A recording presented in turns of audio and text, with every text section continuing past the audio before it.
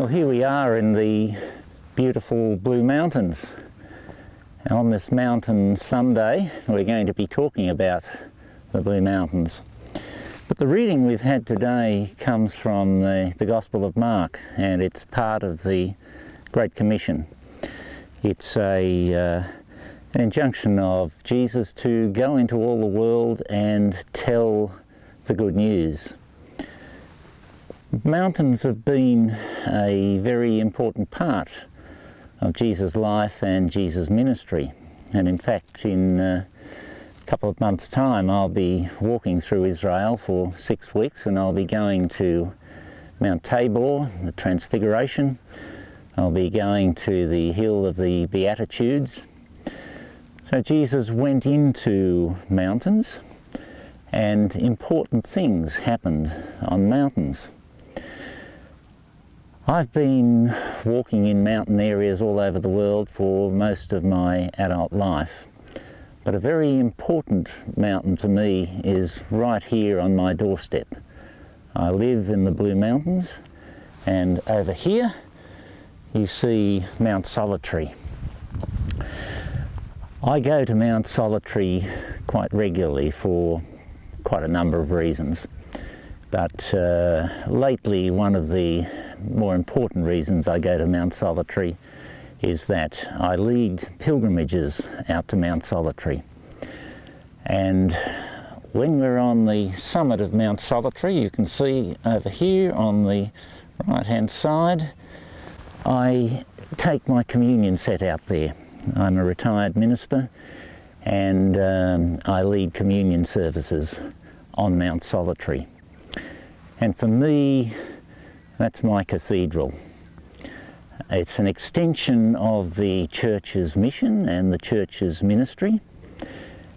And we have a number of people who come out with me on a regular basis. Some are Christians, some are not. And it's a great place to be. When I go out to Mount Solitary, a number of important things happen. There's the long trek out there. It takes us the best part of the day to go out there and come back. And when you're walking out in this very tranquil, very relaxed atmosphere, people tend to be that way themselves. They tend to be tranquil, they tend to relax. And it's a great time to open conversation outside of the usual social inhibitions that many of us feel when we're back in our routine lives. And I've had some very illuminating conversations with people going out there. When we get there, we walk over to the southern face, which is on the other side of Mount Solitary from here. It looks out over a vast wilderness, and it's a marvellous feeling, particularly on a still day when we go out there and the bellbird colony, which resides down under the cliff, starts their song.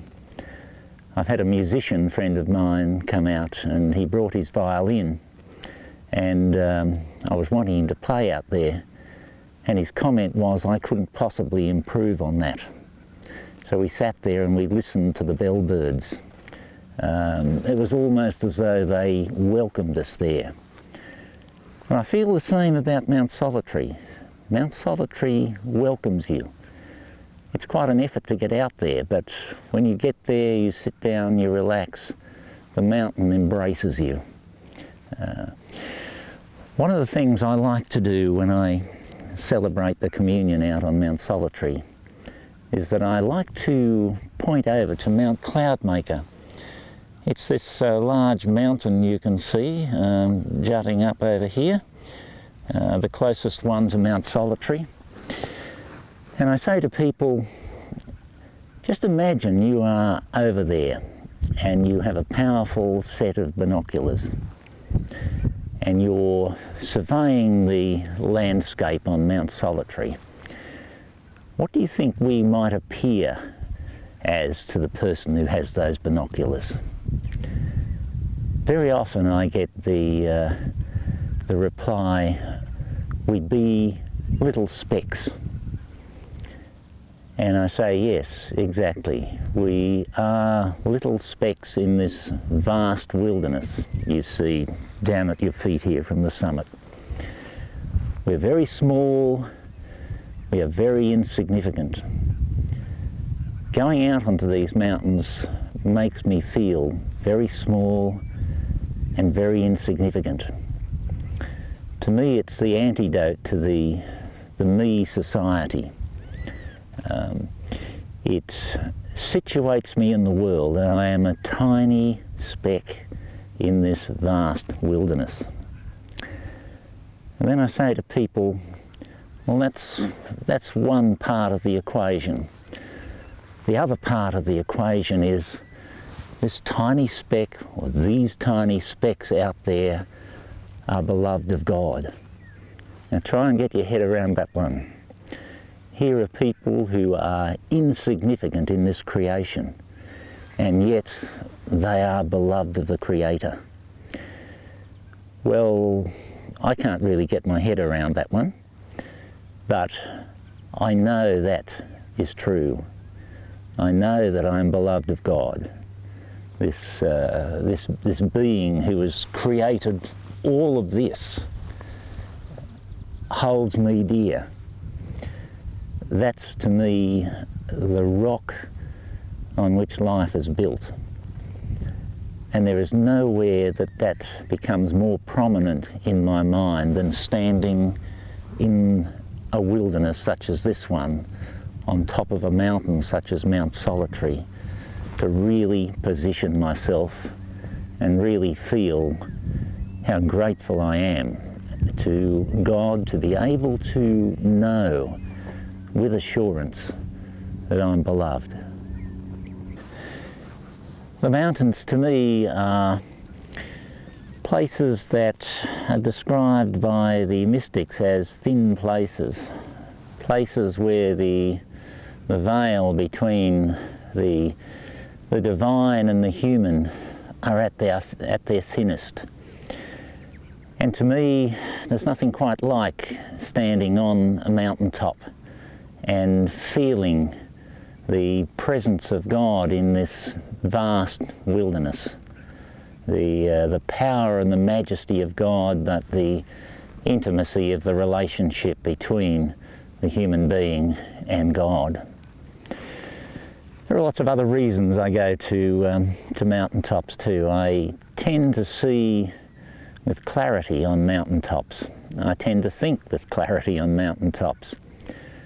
And in a lot of ways, I'm a researcher at the university. I research pilgrimage and autobiography.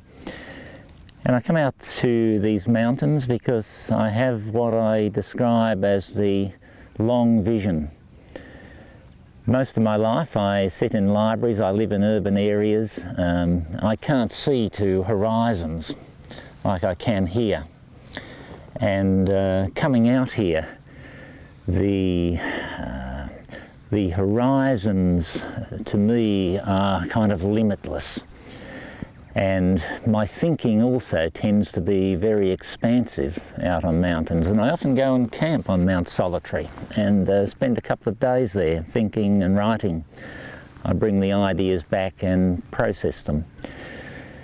So mountains, yes, beautiful places, intriguing places, mystical places, places where I go for clarity. And the pilgrimages I lead out there, I lead them quite regularly. And I would say to people who are watching this video, if there are feelings within you that you would want to come out into a place like this, and you are reasonably fit, then do feel free to come and accompany me on the walk, accompany me in the intimacy of conversation that takes place, accompany us in the celebration of the communion in our cathedral here in the Blue Mountains.